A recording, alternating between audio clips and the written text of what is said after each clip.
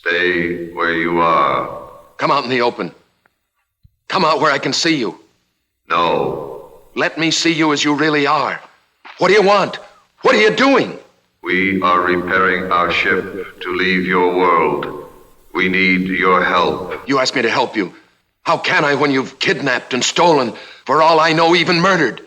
We have a long way to go. By nightfall, we will have left your Earth. You will not see us until it is time.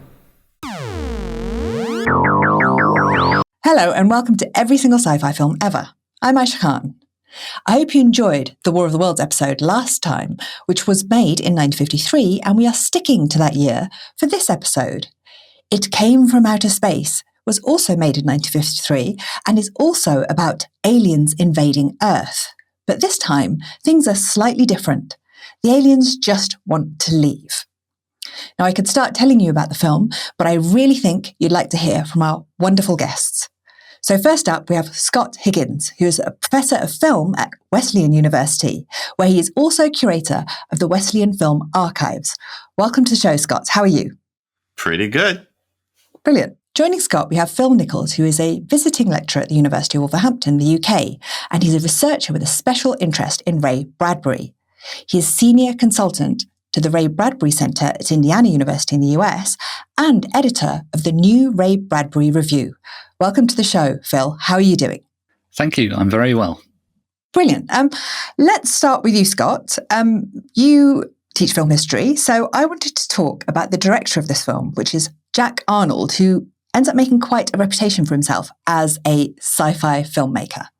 Yeah, interesting guy. He learns how to make films when he's in the Signal Corps during World War II. And he learns from Robert Flaherty, who is a legend of documentary film, made Nanook of the North. And then he becomes a pilot and he kind of gets out of the Signal Corps. But after the war, he starts his own independent film company. They make promotional movies. Which are basically, before TV, they're making film advertisement.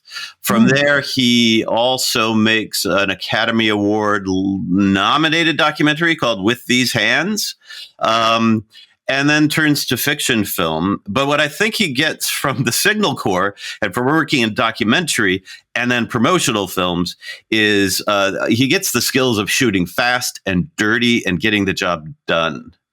So he really suits these genre films of the 1950s that Universal is trying to do on a budget. And I think they're all in black and white. After that, his career turns to TV. So he directs Perry Mason and Peter Gunn and episodes of Gilligan's Island and Brady Bunch, right? So, you get a sense of his skill as a director, which is to get that job done on a tight schedule. And he excels at that. Yeah, and it's weird because he has quite the reputation. He goes on to make Creature from the Black Lagoon is probably his most famous film. On the production, he partnered with William Allen on these films, yes. Who was the producer of this and Creature of the Black Lagoon, but got his start in theater and radio. And he was one of Orson Welles' Mercury players. He is in the War of the Worlds broadcast on the radio, and then appears in Citizen Kane as the reporter, who you don't see, but he's like the main character of Citizen Kane because he's in most scenes, and then has the second career of producing films and generally producing what were called programmers, not high budget films, but moderately budgeted films that the studios hoped would be strong enough to hold their own as a single bill in a cinema. Thank you so much for that. And now we have to go to Phil, because this is a film that is made based on a treatment by the famous Ray Bradbury, who up until this point probably wasn't as famous as he was about to become. Yeah, Bradbury at this point was 31, 32 years old, and he'd published, I think, 3 books at this point, and he'd just submitted the manuscript for his 4th book. And his books had got very good reviews, and we're talking about The Martian Chronicles, The Illustrated Man, and the one he'd just submitted at this point was Golden Apples of the Sun, which contains a number of his award-winning stories. So this is a writer who was very much on the rise, and with a reputation not just as being a science fiction or genre writer, but being a literate writer, a poetic writer. But he'd written for radio before. He'd written plays. He'd written stories to be adapted for radio drama. And this was his first attempt at doing film. So he was... Is this also the year that Fahrenheit 451 came out? I mean, that's probably his most famous work. Yep, that comes out in the same year that It Came from Outer Space. And that's his biggest book. In fact, on his gravestone just says Ray Bradbury, author of Fahrenheit 451. He figured it was the thing that would be his legacy more than anything else. You know, if people haven't heard of him or his other work, they've probably heard of that book. Yes. So this period is absolutely peak Bradbury in terms of quality, in terms of quantity, in terms of prestige and fame as well. Yeah, I had not achieved anywhere close to anything, even now, never mind when I was in my early 30s. But yeah, wonderful. But what I find quite interesting about this film is that it is it's so sci-fi, and you've got like the weird looking aliens and you've got all this thing, but you do have these kind of really poetic and kind of what I assume people would describe as Bradbury-esque kind of moments where you just suddenly think, what on earth is going on? Can you kind of give some examples of that from the film, Phil? Yeah, I think there are two main examples. One is the whole desert setting of the film. And there's one particular scene where out in the desert, we go up the telephone pole where these linemen are repairing the phone lines. And one of them plugs in his little handset and listens to the sound coming through the wires. Now, you might think, he's going to listen in on conversation. But no, it's actually sort of the sounds that the desert is making. And maybe there's somebody down that way tapping into the line. Maybe there's someone down that way. But somehow the lines are singing and communicating. And that's a very poetic moment. And I think most people, if they're asked to identify a Bradbury moment in the film, they would say that must be the one. And in fact, that whole scene is taken directly from his treatment, word for word. Every line of dialogue is written by Bradbury in that scene. So although he's not credited as the screenwriter, that's an important he point. certainly wrote that scene. Here, listen. You hear it? Yeah. Any idea what it is? I don't know. Might be somebody up that way tapping the wires, or back that way listening to us like we're listening to him. I wonder who it is. I don't know. After you've been working out on the desert 15 years like I have, hear a lot of things. See a lot of things, too. Sun in the sky and the heat. All that sand out there with the rivers and lakes that aren't real at all. And sometimes you think that the wind gets in the wires and hums and listens and talks. Just like what we're hearing now. Still hear it? No, it's gone. Well, that's the way it is. Comes and goes. Had enough? Yeah. Me too. It's a film from, it's kind of from high to low. You get this kind of schlocky alien, but at the same time, you get these like beautiful little weird ramblings of the guy who's at the top of the telephone wire. You do, and that is indeed the pure Bradbury. But this is typical of Bradbury as a science fiction writer. He would write things with rocket ships and ray guns and time travel and all of that. But what makes his stories distinctive are these poetic flourishes. So the way he describes things, the way he sets up something like a dinosaur in a time travel story is beautiful. He gives you these little prose poems that you could kind of extract from the stories and publish just as a piece of poetry because they're so beautifully crafted. Absolutely. And just to say that it isn't, although Ray Bradbury did the treatment, it's Harry Essex who is credited with the screenplay for this film. And I just wanted to go into like a bit more about the alien, because the aliens don't really want to invade. They're just kind of stuck here with a flat tire sort of thing. Like they just want to fix their ship and get out of there. So can you talk a little bit about Scott, I think you were talking a bit about how useless John Putnam is in this film. Richard Carlson's character in this film. He does virtually nothing. I mean, so the story is that the aliens crash land in the desert, and their only plan is to get off of Earth and get back on course. Of course, for some reason, in order to do this, they need to possess humans so that the humans could go into town and get electronics to fix their ship. I think that's but they don't kill any humans.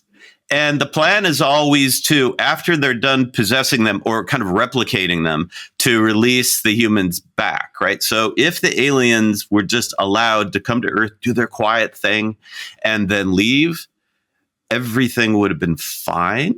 But John Putnam, our hero, finds out about it, causes a giant kind of scare about it, kills an alien. In the end, achieves nothing. So, I mean, it's one of those odd films where, the aliens are just kind of about doing their own thing. It feels like, Invaders from Mars comes out maybe a year before, or maybe the same year. Yeah. Very similar plot, right? Because it has the Martians crash landing in a farm, and that one is much more focused on the family, but the Martians first take over the dad, and then they took over the family one by one. And those are malevolent Martians. These are Martians who they have that technology, but they are just kind of using it to fix their flat tire and leave. So it is an interesting play. And I think novel at the time, though, The Day the Earth Stood Still also has benevolent aliens, right? These aliens are not necessarily benevolent. They just don't want to engage, and they don't like us, they don't trust us. They don't, when they're right not to trust us. I mean, basically, they see that humans are essentially violent and don't play well with others. Like, we react badly to things that are unfamiliar. Time to kill. Time to take over. We have souls and minds, and we are good. Then why are you hiding? We are not yet ready to meet in friendship. Why not? Because you would be horrified at the sight of us. Had you fallen on our world, it might have been different. We understand more. It sounds like they've already had an experience of breaking down on Earth, and it's like, oh, not again. They are also horrifying. I mean, objectively, they're like, they must be freaked out by one another. Yeah, let's talk a little bit about this alien. They are horrifying, but it's weird because they need to possess human bodies to go into town, and yet they have this point of view shot of the alien, which people can sense but not see. So is that like I don't understand, because it's not the one-eyed schlocky alien that comes about later. It's just a feeling. So it's floating around. People are getting freaked out by it. But then they're like, oh, actually, let's just become human and possess human bodies and go into. It doesn't actually make sense, even though I love it. No, really. Yeah. Well, I mean, the alien is designed as kind of a giant eyeball with another eyeball in the middle and kind of hair hanging down. Because they added the monster after shooting, right? Yeah, and you can tell when you watch this film, it's the Universal decided, probably smartly, that this is a 3D movie. You have to have things pop out of the screen, and you should have a bug-eyed alien. So they designed and shot the alien after everything was shot, and then they kind of optically print it into scenes. So the characters see the alien when they're driving in a car, but the alien is on a screen outside the front window, and that's optically printed on the film after they shot the screen. I think that in the original film, the characters would be reacting to something outside the window that we wouldn't see, and then they would pull off the road. And there's a monologue, one of Richard Carlson's great Bradbury monologues, when he goes for no real reason off to the edge of the desert and starts ranting. The sun will get you, the cold at night. 1,000 ways the desert can kill.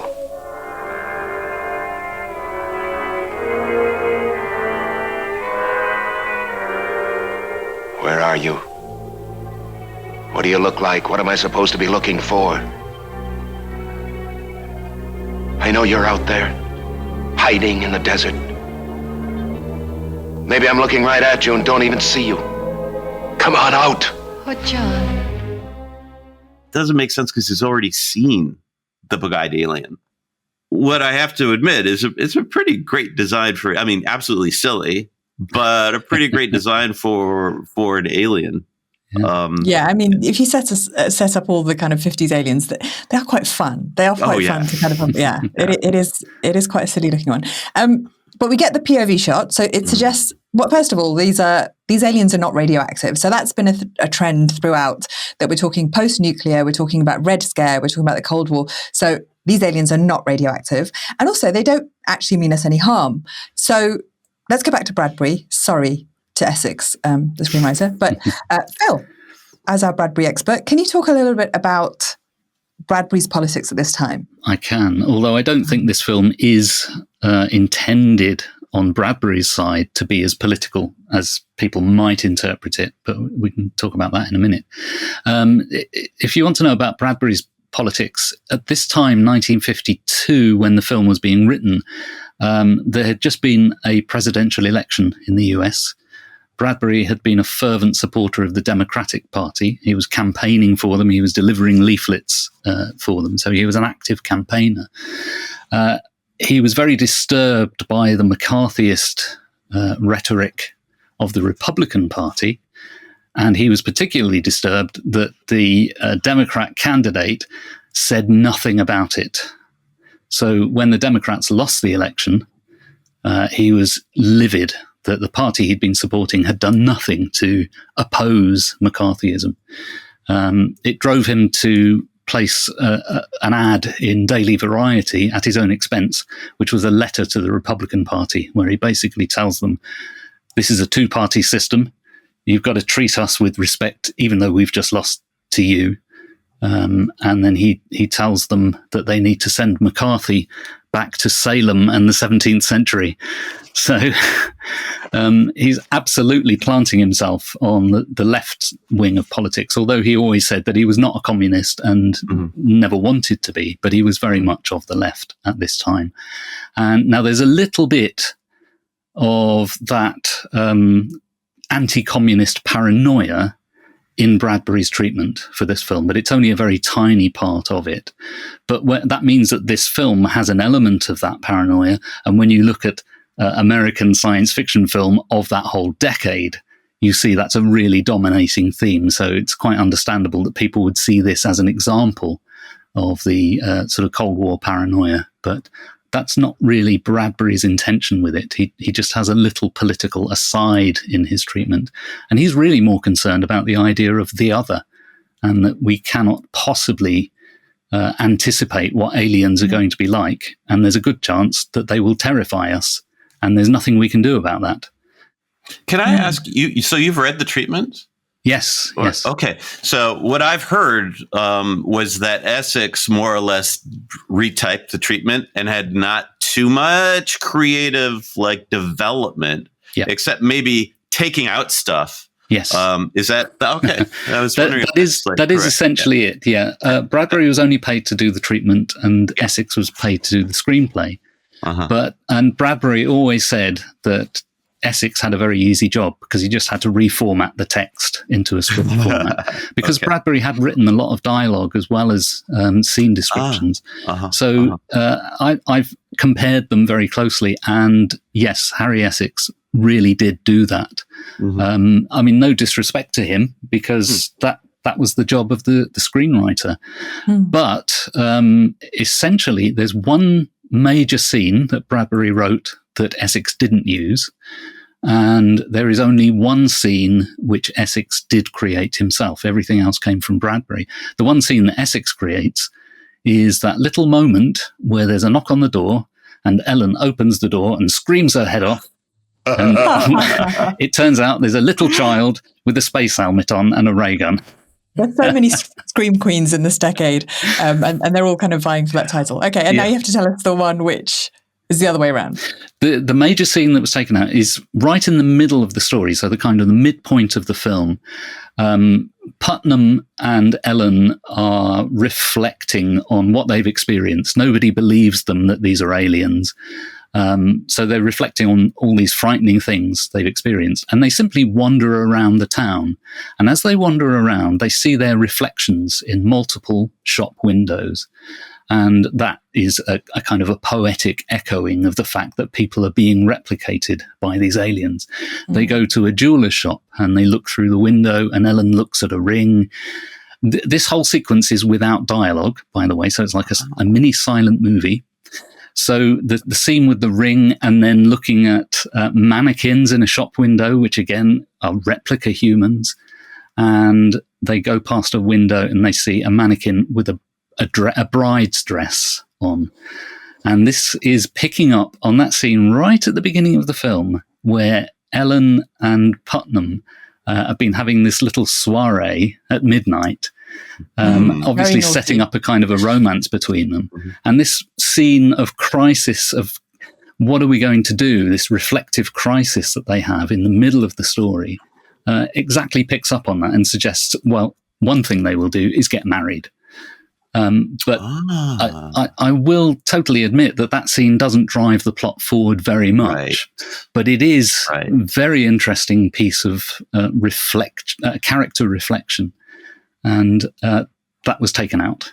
That's fascinating because it strikes me as it would have been one of the more cinematic things in the film. Yes, if they'd done it. It is interesting because we go back to this thing that they're not getting married. It's kind of they're not getting married because the main character thinks he can't afford to get married, but she's always around his house anyway. Like it just doesn't, and causing probably scandal in the early 1950s by being so. And at one point when, he's seen the alien, no one believes him. He says, the reason I came out here to the desert was to try and get away from this kind of thinking that, it's the provincial thinking that's drove him to the most provincial place that he could possibly find. But let's go into that theme, which is small town USA, which again, in these 1950s films is a very, very big theme. And let's start with the all-American town where something's not quite right below the surface. Yeah, this is everywhere in the 1950s. I was thinking about the Wild One, the Marlon Brando motorcycle. Which comes out this year as well. Yeah, and that takes place not in a desert town, but in kind of a remote California town. But it's like the same town. The bad comes in, and when the bad comes in, which is a motorcycle gang, it reveals the cracks in the town. And there's something similar here, except in this story, I guess John Putnam would have been the bad boy coming to town. The town treats him that way. He's suspicious because, for a lot of reasons, he's like an amateur astronomer who pokes around in the desert at night and looks at stars. Like, what is going on? And he also comes into town and starts dating the school teacher. And I love the way, like, her I don't know what he is, Matt the sheriff. Bestie from school days. Exactly. Yeah. He was also, though, her father, who apparently has passed on. Her father told Matt to keep an eye on her. But he's like the enforcer of like morality. And his way of enforcing morality is to keep telling her, you should be in the classroom teaching. Your principal's going to come. Like the principal, oh no, is going to come and tell her. But she's got her she's like a school marm, supporting the community. John Putnam comes and like distracts her from that. And there's this it's not a suggestion. They're having an affair. I think the age difference reads to me, and it may not have read to the 50s audience as a little bit. Yeah, it's quite common, I think, in that era of films. Yeah. Matt is more her age. So I see like Putnam is the strange old guy who looks at stars, comes to town, starts dating up the school marm, and then starts claiming that he's seeing aliens. This is not good. What you have is the kind of melodrama backstory in this town that gets hinted at. right? And the sheriff in the end, gets a posse together to go hunt the aliens. Basically, within the town, there's a kind of anger and willingness to go to arms that the town, violent humans. And they may pretend to be a civil, culture with the town doesn't have much going for it, really. Like, what are the locations? There's an alley. There's a school. There's a the school sheriff's where the office, teacher doesn't show up. and then just outside there's a crater, and a lot of angry townspeople. And they are just waiting to get their guns and go get the aliens. And so in the end, we are actually on Putnam's side. Like, he is the man who understands aliens, and understands that we need to talk to them and accept them.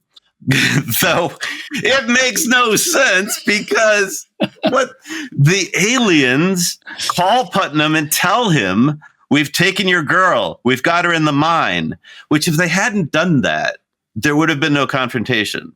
Like, why? And then just that, but then when he goes, they kind of seduce him to the mine, dressed like when they're like as Ellen. One of the great things, and wearing a fabulous dress through the desert, and she's like running away, so he chases her to the mine. Who wouldn't? So this gets to the sexual tensions beneath this film. So the one question is, why aren't they getting married? How dare he have her over to house and she makes dinner for him late at night, midnight, and then they go look at the stars. And when they go look at the stars, he's got this massive telescope which sticks out of the screen at you. It's not subtle. And yet she wants marriage, but he doesn't feel he's ready for marriage. When he says, "Will you keep cooking?" Basically, will you keep cooking for me after we're married? And she says, "Well, no, a wife will only do that to get the girl next door." And then she attacks him. So you're saying they're not talking about cooking at this point, is what I'm saying? They're not really talking about cooking. She's got a magic wand that fires rays at him, and then he kills her. This is not great. You wanted me to fall into that. Why? You can no longer be trusted. Whoever you are, whatever you are, listen to me. I'm sorry. We did not want to use violence. Now there's no other way.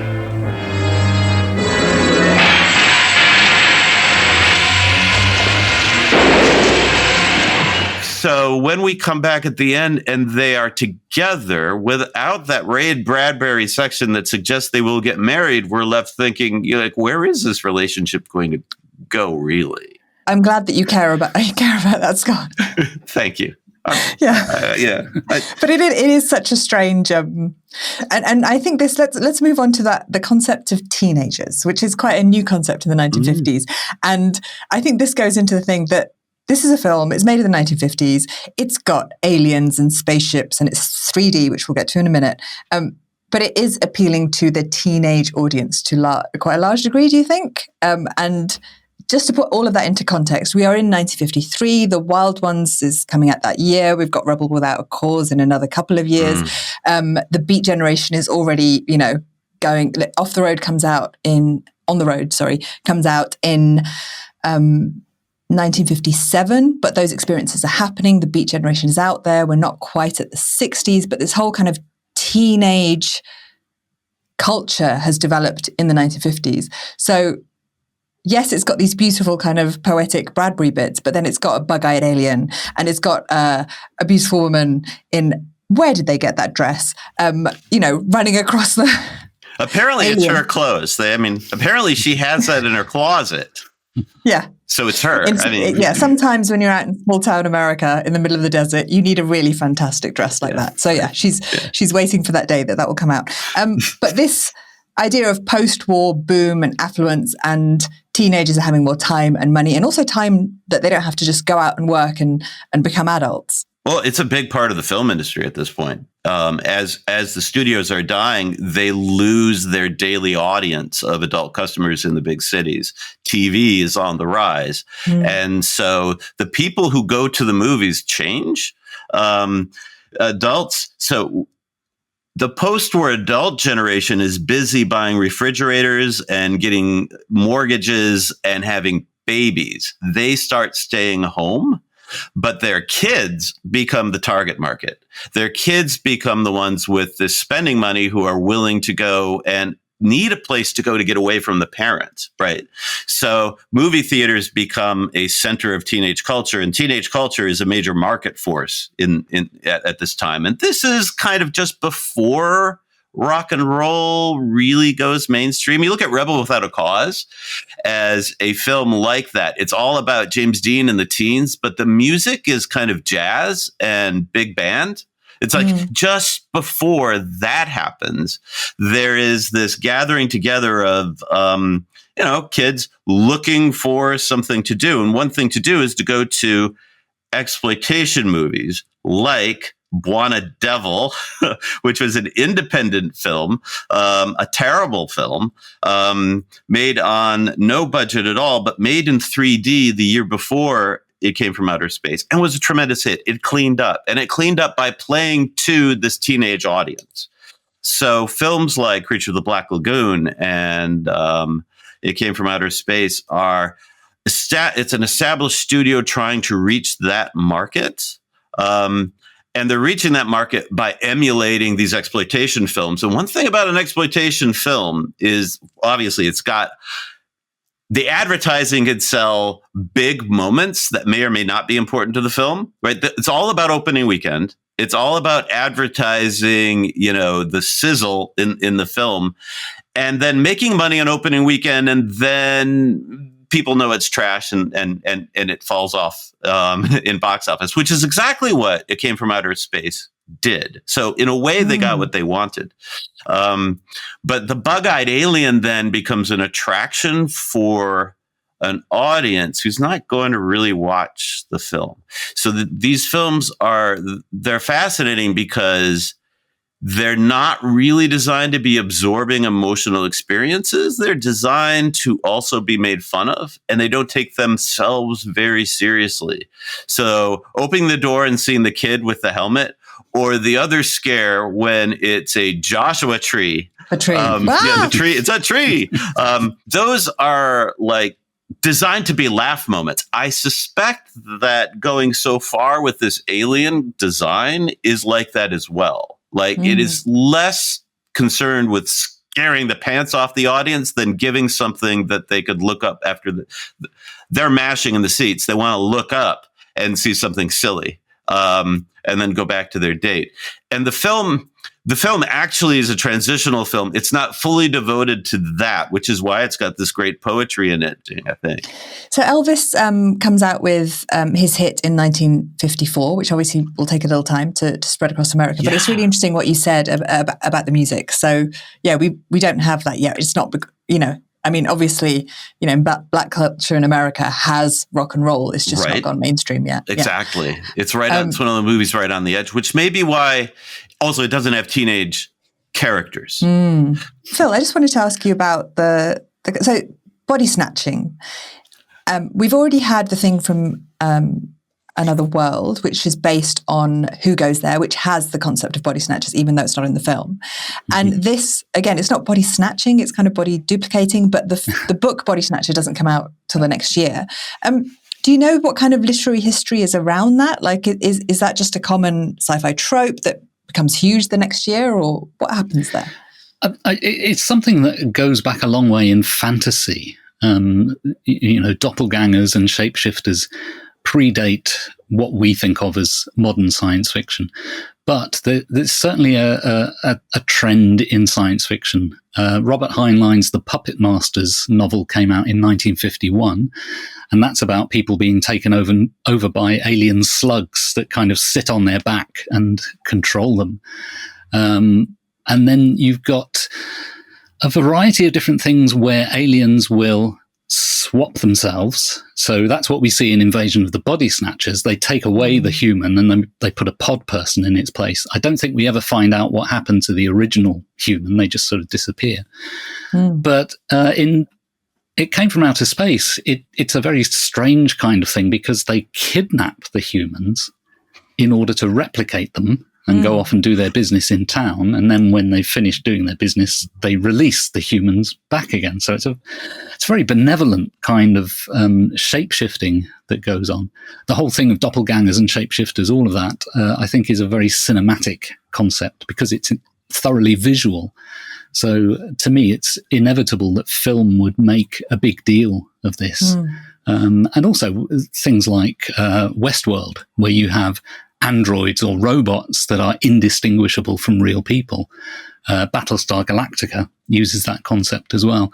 It's a very visual thing that allows actors to play two versions of the same character, the real version and the possessed version. It's also inexpensive, right? I think that's because you double your cast. You don't have to cast more actors, and you don't need to keep doing the monster effect if they look like people, right? So it turns out to be a convenient thing to do.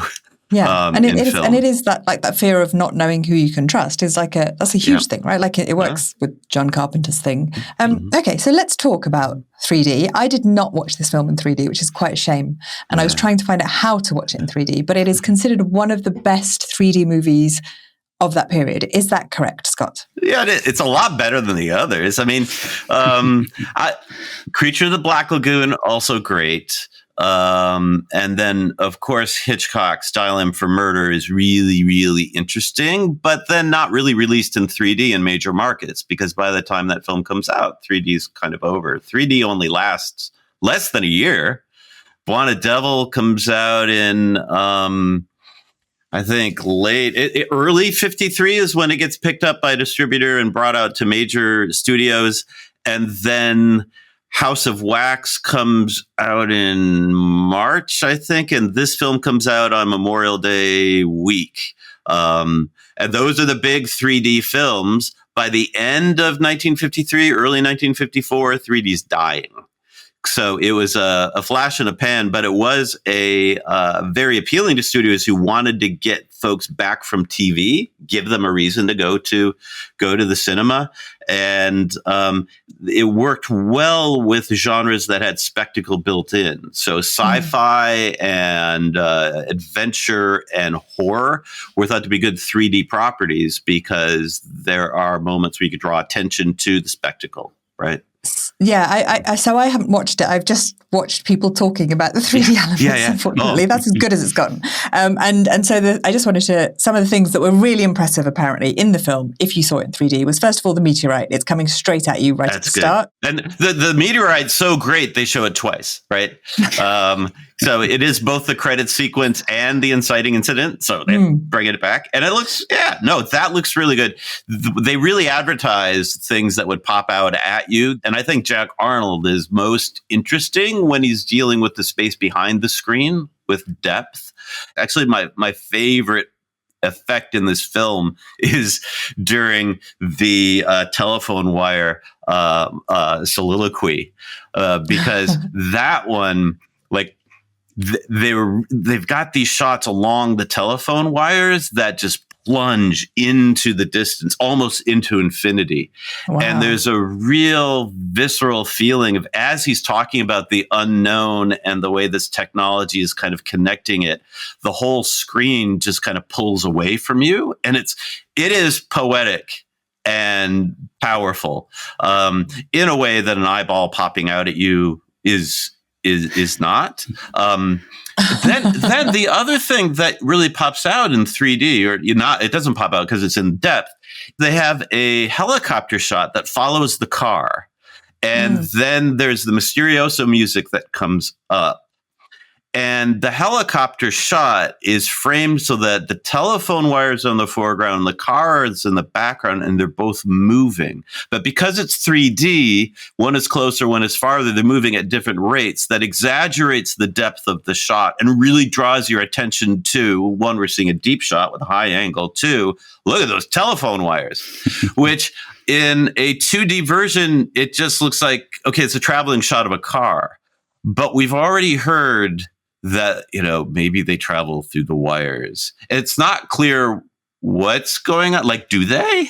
Like, I don't think they do. Like, wait till you see it in 3D. Like, are they actually eyeball monsters, or are they a kind of like invisible force, impregnated menace that goes into the world, and the menace in the world, the invisible force, much more powerful and scary, and very effective at creating these things that 3D draws attention to, just because it's 3D, and giving it some kind of weight. There's this very unusual and unnerving scene where he follows the two alien humans down an alleyway, and he opens up a door, and they're standing in a room. I mean, it's a room without any other doors. I guess it's supposed to be a hallway. So it's the guys who work on the wires, right? The guys who work on the wires, yeah.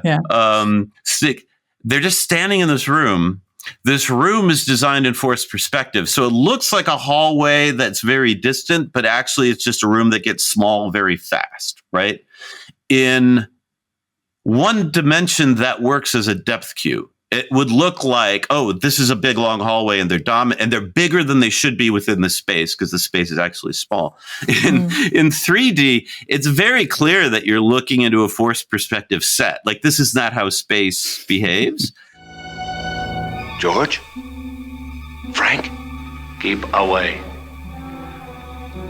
Where have you been? We've been looking all over for you. I want to help you. What happened out there in the desert? Tell me and we'll go to the sheriff. Stand back. Whoever you are, whatever you are, I want to understand you. I want to help you. Then keep away. Keep away, John Putnam. We don't want to hurt you. You least of all.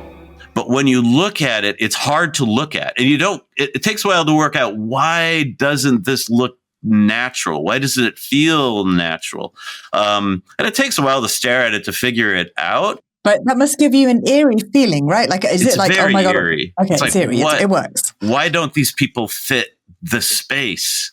Because they're aliens. Yeah, they're also they're aliens. But all of that works in 3D in a way that I think is lost in 2D. It is a film that gains from 3D.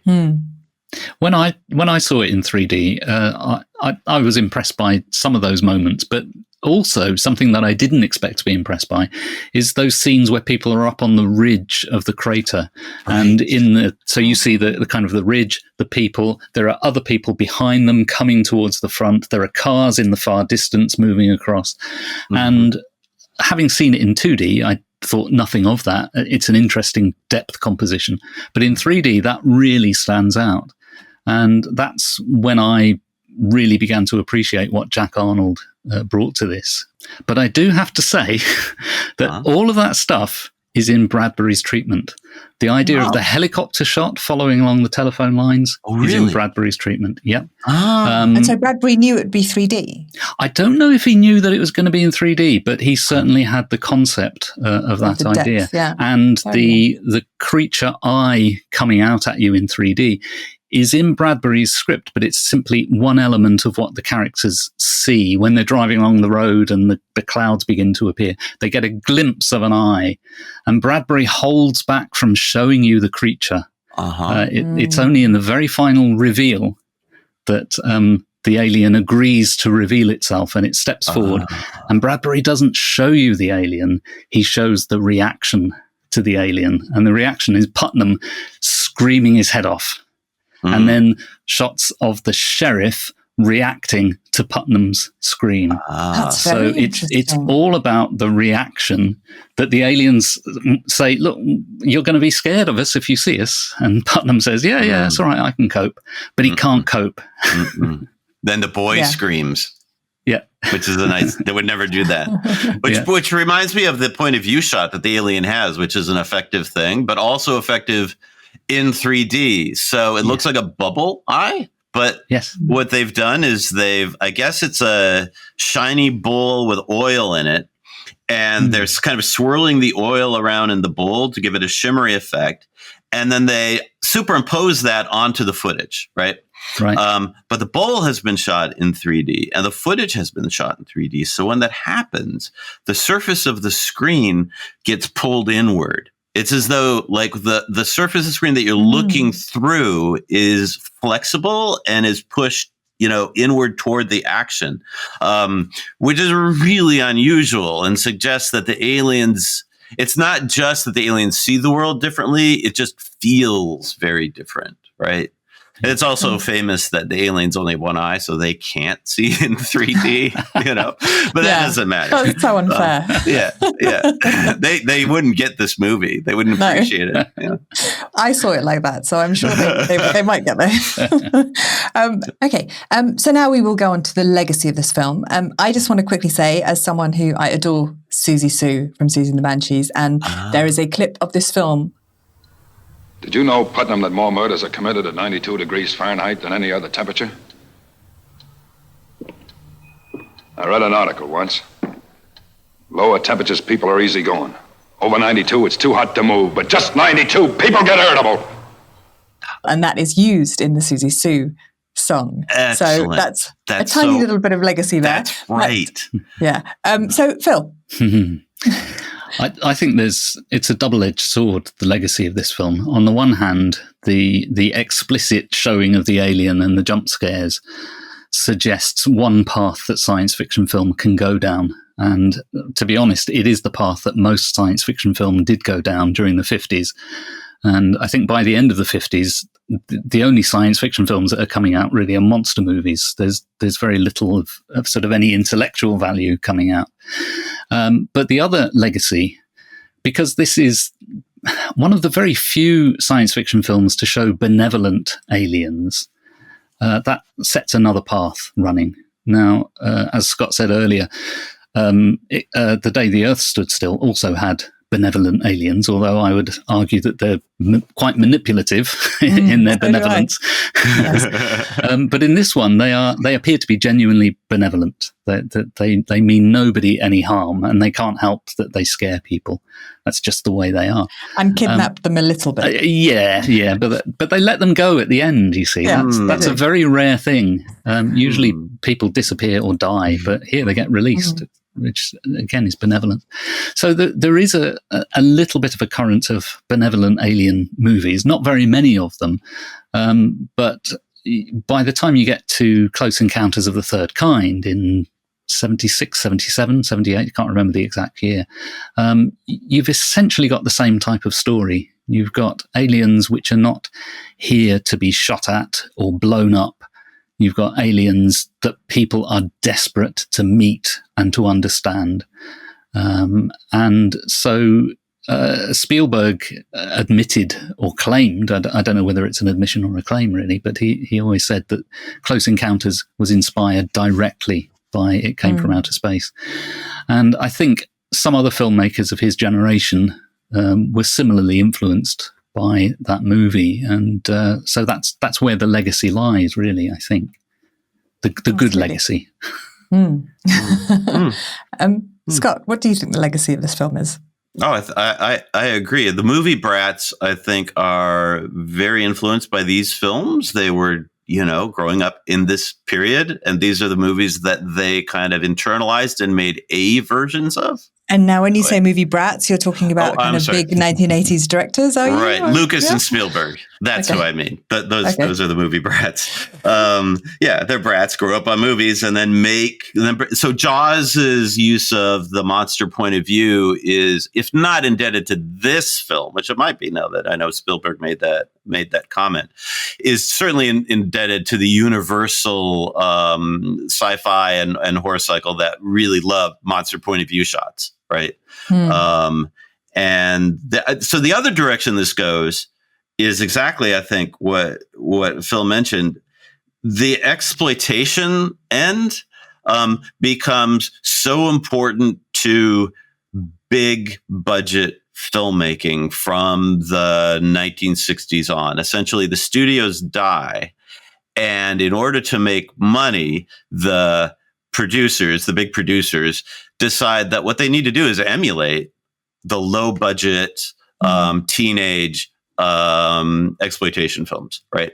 This is like an early version of that. But you could look at Star Wars, look at Jaws. Those are B genres made for teens, elevated and blown up and done in a sophisticated way, which unfortunately or fortunately describes a lot of kind of mainstream cinema today. The other thing I think that's interesting is like there are films that still, or film, I'm thinking of like David Cronenberg here, films that, a filmmaker who makes films that are startling and shocking and grotesque and have some like, and are also thought pieces. The idea that the genre doesn't need to split in two directions. You can double down, right? Cronenberg's version of The Fly is a good example of this. And I could give you the grotesque shocks that you expect in his earlier films, which are low budget. Scanners, an example of this. And it can also be entertaining these, bigger questions about what is humanity and is there like an essential violence in man? Like that is a trend, not a major trend, but a trend that a film like this signals. Brilliant. Thank you.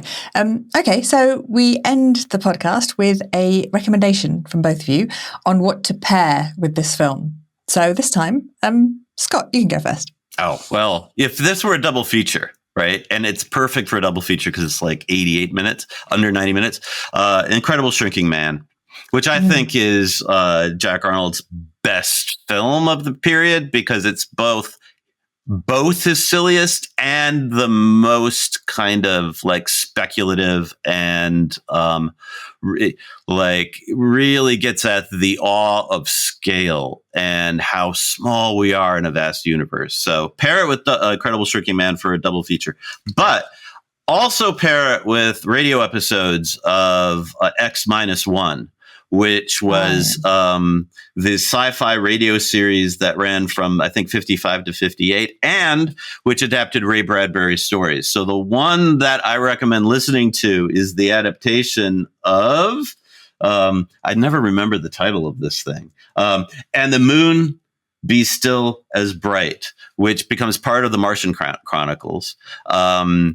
But it takes and the audio version is really interesting. It takes this is where the desert setting really becomes Mars. It feels like Mars. And it also has a fascination with this potential of humans just to become violent with what they don't understand. Brilliant. Thank you so much. Okay, Phil, has Scott just stolen what you were going to recommend? No. Okay, let's go. No, but he's made me think of something else that I'm going to throw in, which isn't a film, because he threw in something that wasn't a film, so I'm going to do that as well. My major pairing suggestion would be Close Encounters of the Third Kind, because it has some of the same characteristics of this film, but it doesn't have it has a little bit of scare moments when the aliens are still mysterious at the beginning, but it very quickly becomes a kind of a religious quest. So it takes a science fiction story, which is a very simple one of an encounter with an alien species, and makes it something very sophisticated. And of course, it's visually and musically a stunning film. So I absolutely would pair them. But you've got to watch It Came from Outer Space first, because Close Encounters blows it out of the water visually. So you've got to watch them in the right order. The other pairing I would suggest is a Ray Bradbury story from the Martian Chronicles, and it's a story called The Martian. And the idea of the story is simply that all the Martians on Mars have been wiped out and humans have kind of taken over the planet, but there are a few Martians still left alive, and they are shapeshifters. And there's a lonely couple living on Mars, and they've lost their son. And this Martian wanders in and he becomes their son, because that's what they're thinking about at the moment that he enters the scene. And it turns out that this shape-shifting Martian is doomed to always turn into whatever you are thinking about. Oh, wow. So when he goes into town and he encounters a crowd of people, they're all thinking about different people. So he has to switch identities really rapidly. And eventually it kind of, spoiler, it kills him. But it's a really fascinating shapeshifter story from Bradbury, which has some of the same moments, if you like, that you'll find in It Came From Outer Space. Brilliant. Thank you. Excellent recommendations. Thank you both so much for your time and for coming on the show. Oh, God, thank you. Wonderful. That's it for this episode. Next episode, I'm going to be taking another detour, so apologies to those of you who are loving the 1950s and all the films that we're doing right now. I approached a wonderful scientist called Claudia Durham a few months ago and asked her if she wanted to speak about her favourite science fiction film. And she said, actually, I'd quite like to speak about Interstellar and the science of the film. It's going to be 10 years since Interstellar was released, so next episode you'll be hearing me speak to Claudia Durham about the science of Interstellar. See you then. Bye-bye.